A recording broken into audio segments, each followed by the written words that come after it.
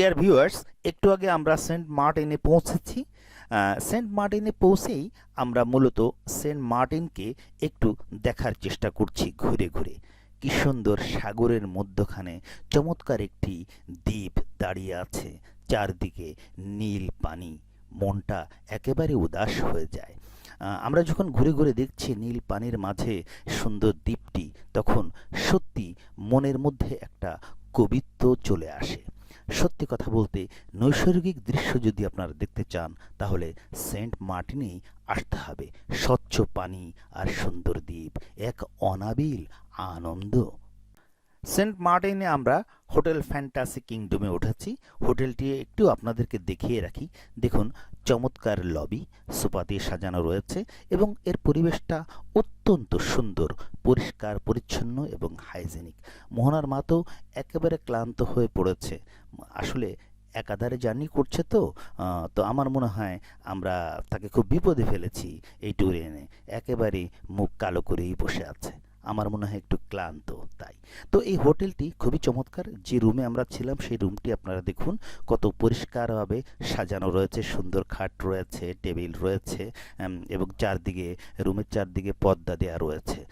মোট কথা একটি আধুনিক শ্যুট এটা। তো সত্যি কথা বলতে, এত জার্নি করে এসে যদি একটু আরামে ঘুমানো না যায় তাহলে কি জার্নি ভালো লাগে বলুন? তো এই হোটেলটি সত্যি আমাদের খুব ভালো লেগেছে। I like it. মোহনা, তুমি কোথায় গেছিলে আম্মু? বিয়ে করতে গেছিল।